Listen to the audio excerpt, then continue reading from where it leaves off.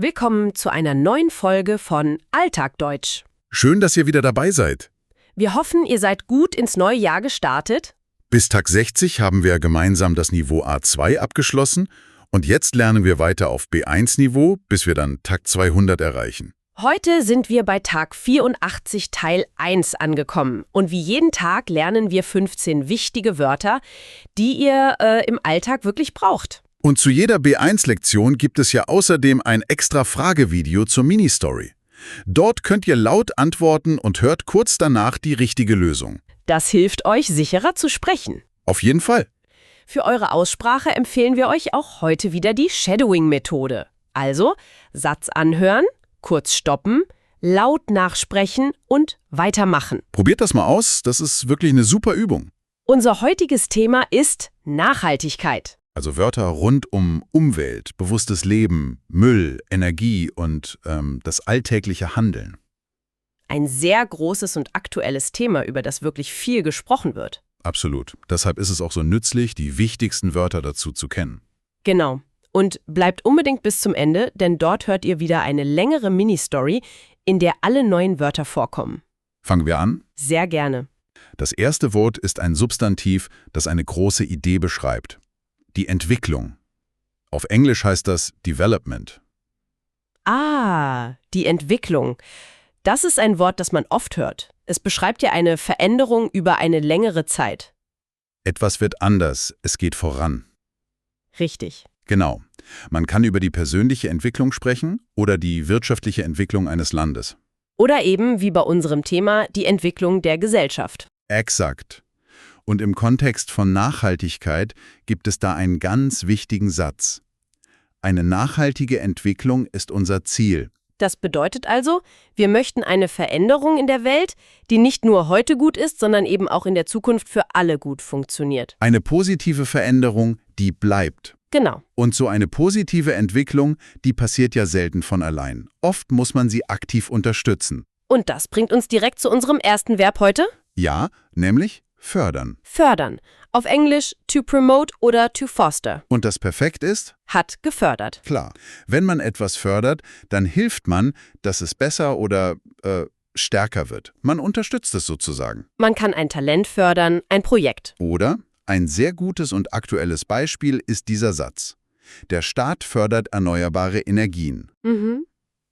Die Regierung gibt also Geld oder macht spezielle Gesetze, damit mehr Firmen in Windräder oder Solaranlagen investieren. Sie unterstützen diese Entwicklung aktiv.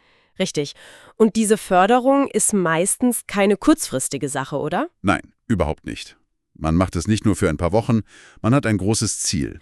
Und damit sind wir bei unserem nächsten Wort, einem Adjektiv, langfristig. Langfristig. Auf Englisch long term. Das Gegenteil wäre kurzfristig. Genau.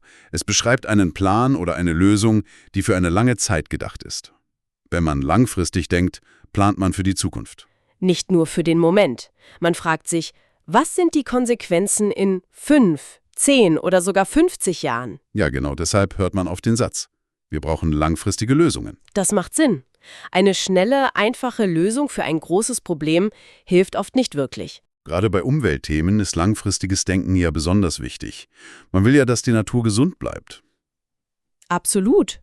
Und das ist eine perfekte Überleitung zu unserem nächsten Wort. Wenn wir über die Natur sprechen, dann sprechen wir auch über die Dinge, die sie uns gibt, die wir zum Leben brauchen.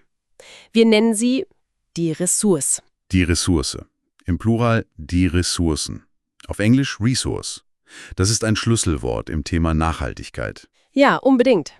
Ressourcen sind alle natürlichen Materialien, die wir nutzen. Wasser ist eine Ressource, Holz, Öl, Sand. Genau. Metalle, all das sind Ressourcen. Genau. Ohne sie könnten wir keine Häuser bauen, keine Kleidung herstellen, hätten keine Energie. Sie sind also die Grundlage von allem. Und weil sie so wichtig und oft auch begrenzt sind, müssen wir gut auf sie aufpassen. Das passt zu unserem Beispielsatz. Wir dürfen Ressourcen nicht verschwenden. Ganz genau. Verschwenden bedeutet sie, unnötig zu verbrauchen. Und das Gegenteil von verschwenden ist, sie zu schützen. Und dafür haben wir ein sehr schönes Verb. Welches denn? Erhalten. Erhalten. Auf Englisch to preserve oder to maintain. Das Perfekt ist hat erhalten. Es bedeutet, etwas zu bewahren und dafür zu sorgen, dass es bestehen bleibt, dass es nicht kaputt geht oder verschwindet. Man kann ein altes Gebäude erhalten, eine Tradition. Oder eben die Natur erhalten. Das ist ein positiver Gedanke. Man kümmert sich um etwas, damit es auch für die Zukunft da ist. Der Beispielsatz drückt das sehr schön aus. Wir wollen die Natur für unsere Kinder erhalten. Genau, es geht um Verantwortung für die nächste Generation. Richtig. Und ein ganz wichtiger Weg, um Ressourcen zu erhalten, ist, einfach weniger von ihnen zu verbrauchen. Ah, und das Verb dafür ist sehr gebräuchlich. Du meinst bestimmt? Reduzieren. Genau. Reduzieren. Englisch. To reduce.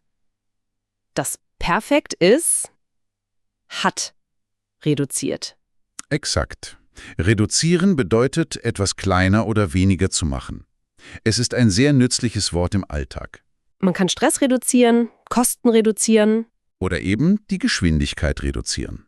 Oder eben den Müll reduzieren. Im Kontext von Nachhaltigkeit ist ja der CO2-Ausstoß ein großes Thema. Absolut, daher passt der Satz perfekt. Wir wollen den CO2-Ausstoß reduzieren. Man will also, dass weniger schädliche Gase in die Atmosphäre kommen. Und um etwas zu reduzieren, muss man sich oft sein eigenes Verhalten ansehen. Vor allem das, was wir kaufen und verbrauchen. Das führt uns direkt zum nächsten Substantiv. Der Konsum. Der Konsum. Auf Englisch Consumption. Das beschreibt den Kauf, die Nutzung und den Verbrauch von Waren. Genau. Alles, was wir im Supermarkt kaufen, die Kleidung, die wir bestellen, das neue Handy, all das ist unser Konsum. Und unser Konsum hat natürlich einen großen Einfluss auf die Umwelt und die Ressourcen. Deshalb ist der Beispielsatz so wichtig. Wir müssen unseren Konsum überdenken.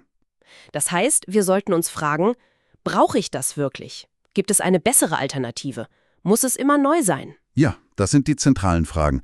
Und wenn man zu dem Ergebnis kommt, dass man etwas nicht braucht, dann kann man sich bewusst dagegen entscheiden. Und dafür gibt es ein spezielles Verb. Unser 8. Wort: verzichten. Verzichten. Auf Englisch to do without. Die Perfektform ist hat verzichtet. Wenn man auf etwas verzichtet, entscheidet man sich freiwillig, es nicht zu haben. Oder nicht zu tun, obwohl es möglich wäre. Es ist also keine Pflicht, sondern eine eigene Entscheidung. Genau. Zum Beispiel kann man auf Zucker im Kaffee verzichten. Oder im Urlaub auf das Flugzeug verzichten und lieber Zug fahren. Ein sehr alltägliches Beispiel ist, ich verzichte auf Plastiktüten.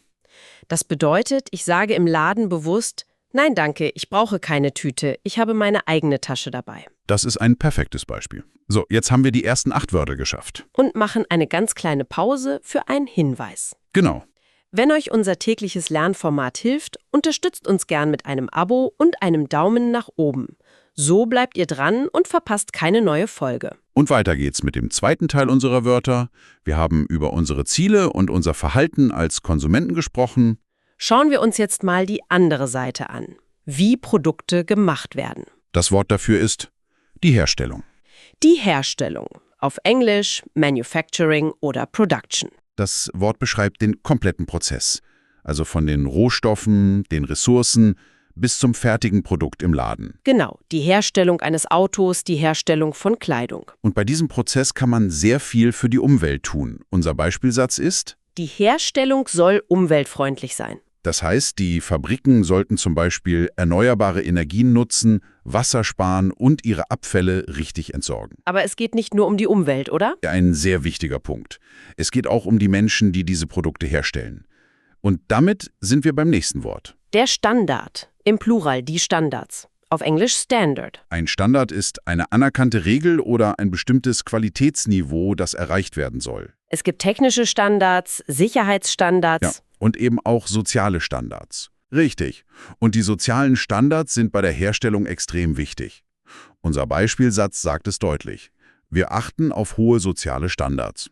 Das bedeutet konkret, dass die Arbeiter und Arbeiterinnen sicher arbeiten können, normale Arbeitszeiten haben. Und genug Geld für ihre Arbeit bekommen, um davon leben zu können. Genau. Und das Adjektiv, das diesen Gedanken am besten beschreibt, kennen wir alle. Aber es ist hier zentral. Fair. Fair. Auf Englisch auch fair. Es bedeutet einfach gerecht und ehrlich. Im Kontext der Herstellung bedeutet es, dass alle Menschen in der Produktionskette gerecht behandelt und bezahlt werden. Vom Bauern, der die Baumwolle anbaut, bis zur Näherin in der Fabrik. Der Beispielsatz ist kurz und klar. das T-Shirt wurde fair produziert. Man spricht ja auch oft von fairem Handel bei Kaffee oder Schokolade. Als Kunde hat man da ja auch eine gewisse Verantwortung und eine gewisse Macht. Man kann sagen, was man möchte. Ja, das kann man. Und das Verb dafür ist unser nächstes Wort, fordern. Nicht zu verwechseln mit fragen. Fordern. Auf Englisch to demand. Das Perfekt ist hat gefordert. Genau, fordern ist viel stärker und bestimmter als fragen. Man verlangt etwas. Man sagt klar, dass man etwas will oder dass etwas passieren muss. Absolut. Man drückt einen starken Wunsch oder eine Notwendigkeit aus. Zum Beispiel, die Mitarbeiter fordern mehr Lohn. Oder, passend zu unserem Thema, die Kunden fordern faire Preise. Und das kann zweierlei bedeuten. Günstige Preise für sich selbst oder eben faire Preise für die Produzenten. In unserem Kontext ist das Zweite gemeint. Man könnte den Satz auch erweitern. Wie denn? Die Kunden fordern mehr Transparenz von den Unternehmen. Sie wollen also wissen, wie und wo die Produkte hergestellt werden. Und um so eine Entscheidung treffen zu können, brauche ich als Kunde ja Informationen. Das bringt uns zum Wort. Die Herkunft. Die Herkunft. Auf Englisch Origin.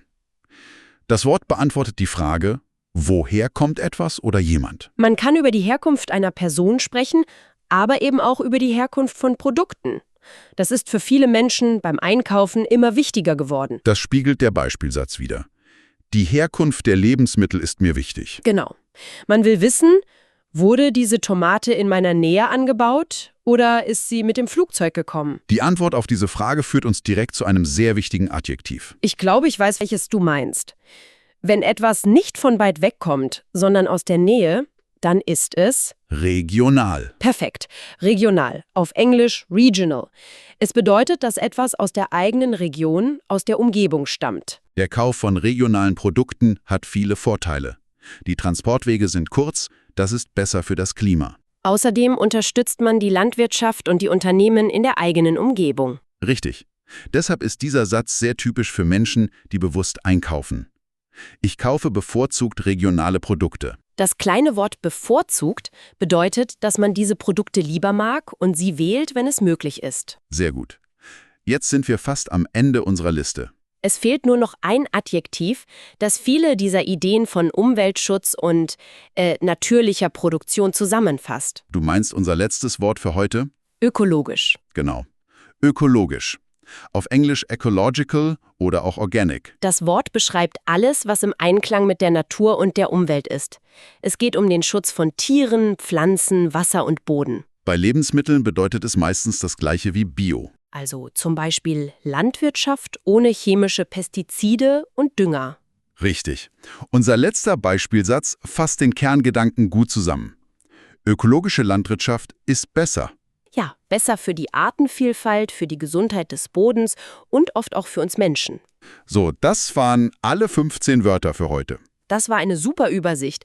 Hören wir mal, wie alle diese Wörter in einer Geschichte zusammenklingen. Jetzt kommt unsere Mini-Story. Hört bitte gut zu und versucht, die neuen Wörter zu erkennen.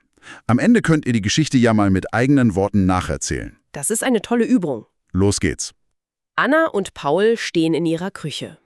Paul schaut auf den vollen Mülleimer und seufzt. Er findet, sie müssen ihren Müll dringend reduzieren. Anna stimmt ihm zu. Sie sagt, ihr hoher Konsum an verpackten Dingen ist wirklich ein Problem.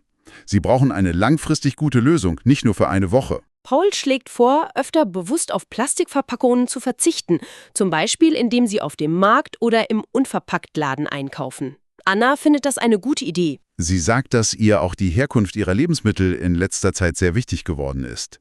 Sie möchte in Zukunft mehr regional einkaufen, um die kurzen Wege zu unterstützen. Paul nickt. Er meint, dass eine ökologisch nachhaltige Landwirtschaft entscheidend ist, um die Natur und unsere wertvollen Ressourcen für die Zukunft zu erhalten. Anna ergänzt, dass nicht nur die Landwirtschaft wichtig ist, sondern auch die Herstellung von anderen Produkten, wie Kleidung oder Technik.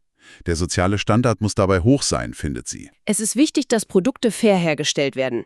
Sie sind sich einig. Als Kunden können sie das auch klar von den Unternehmen fordern. Paul meint, dass auch der Staat Firmen stärker fördern sollte, die umweltfreundlich und fair arbeiten. Anna lächelt. Sie sagt, diese ganze Entwicklung zu mehr Nachhaltigkeit ist wirklich positiv und wichtig für unsere Zukunft. Das war unsere kleine Geschichte. Ich hoffe, ihr konntet alle neuen Wörter gut verstehen und in ihrem Zusammenhang hören. Absolut. Man merkt, wie die Wörter zusammen ein großes Bild ergeben und man damit wirklich über das Thema sprechen kann. Genau darum geht es.